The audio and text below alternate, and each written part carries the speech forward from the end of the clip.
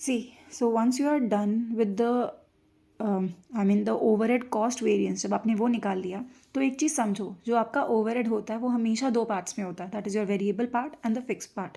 So obviously उस particular case में आपका वेरिएबल का वेरिएंस अलग निकालना ज़रूरी है एंड फिक्स्ड पोर्शन का वेरिएंस अलग निकालना ज़रूरी है, बिकॉज यू डोंट नो कि अगर ओवरहेड कॉस्ट में कोई वेरिएंस एग्जिस्ट करता है तो वो वेरिएबल की वजह से है कि वो फिक्स्ड की वजह से है कि वो दोनों की वजह से है. ठीक है. So first thing, variable overhead cost variance निकालने के लिए अगर मुझे वो निकालना है तो उसको एक हम लमसम पोर्शन में निकालते हैं और अगेन एक हम उसको फर्दर डिवाइड कर देते हैं. कैसे? जब हम वेरिएबल ओवरहेड वेरिएंस निकालते हैं उसको हम दो पार्ट्स में अगेन डिवाइड कर सकते हैं, एक उसका एक्सपेंडिचर का वेरिएंस और एक उसका एफिशिएंसी का वेरिएंस. ठीक है. अब एक्सपेंडिचर ऑब्वियसली द खर्चा एंड द एफिशिएंसी मीन्स भाई आपका लेबर कितना एफिशिएंट है to produce the output within the standard hour and the standard rate. Now variable cost variance, variable overhead cost variance कैसे निकलेगा बच्चा? वेरी सिंपल, जो formula तुमने ऊपर किया उसी में ही तुम वेरिएबल वर्ड ऐड करो. जैसे कि there must be standard hours for actual output जो तुमने निकाल लिए होंगे, उससे तुम्हें उसके वेरिएबल ओवरहेड रेट से मल्टीप्लाई करना है. यानी कि जितने आवर्स उस पर्टिकुलर चीज़ को बनाने के लिए लगने चाहिए उसमें से उसका वेरिएबल पोर्शन कितना है. सो उसके लिए हम उसे स्टैंडर्ड वेरिएबल ओवरहेड रेट से मल्टीप्लाई करेंगे, माइनस उसको उसकी एक्चुअल ओवरहेड कॉस्ट से माइनस कर दो. ठीक है. So there will be absorbed variable and there will be absorbed variable actual variable overhead. यहाँ एक बात याद रखना, यहाँ एक डिफरेंस है, लिखा नहीं है, but this is actual variable overhead cost, क्योंकि हम सिर्फ वेरिएबल पोर्शन की बात कर रहे हैं. नाउ अगेन, अब उस वेरिएबल पोर्शन के अंदर there can be expenditure variance and there can be a efficiency variance.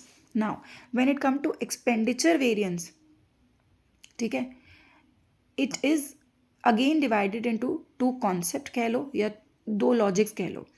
आपके पास उस पर्टिकुलर स्टैंडर्ड का वेरिएबल ओवरहेड रेट है. जब भी तुम उसे एक्चुअल ओवरहेड से एक्चुअल आवर से मल्टीप्लाई करोगे you will get your standard variable overhead. ये तुम्हें पहले भी दिखा होगा, पहले वाले में भी यही है. और इसे माइनस कर दो तुम्हारे एक्चुअल ओवरहेड कॉस्ट से, जो भी आपकी वेरिएबल ओवरहेड कॉस्ट है. What ever you will get that is your expenditure variance.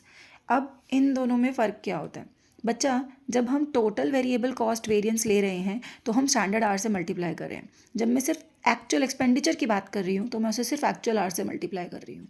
यही इन दोनों का डिफरेंस है. लेकिन अगर मैं एफिशिएंसी की बात कर रही हूँ तो मैं एफिशिएंसी में इन दोनों का जो ये फर्स्ट है इसका डिफरेंस लूँगी. यानी कि मैं अब्जॉर्ब्ड वेरिएबल ओवरहेड वेरिएंस में से स्टैंडर्ड ओवरहेड वेरिएंस माइनस कर दूँगी, क्योंकि वही एफिशिएंसी है.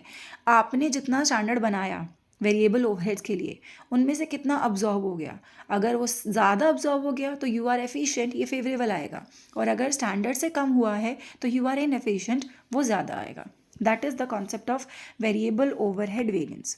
हमें इसके अंदर हमेशा बेसिकली सिर्फ 3 या 4 नंबर्स चाहिए. पहला नंबर हमेशा चाहिए हमारे स्टैंडर्ड आर कितने हैं फॉर द एक्चुअल आउटपुट. उसी पर्टिकुलर क्या कहते हैं स्टैंडर्ड्स आर के लिए हमारा स्टैंडर्ड वेरिएबल आउटपुट का रेट कितना है, वेरिएबल ओवरहेड का रेट कितना है.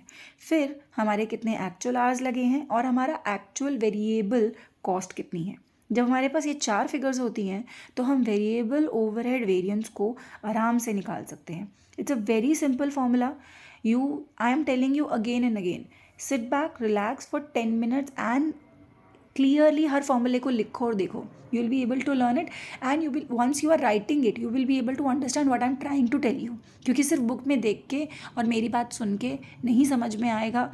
जैसे हमने मटीरियल और लेबर किया था, material and labour are quite connected to each other, but when it comes to overhead, overhead is all together different dimension.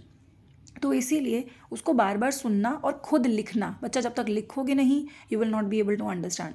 So write it, you will be able to understand कि भाई मैं क्या बात कर रही हूँ, and then we can discuss.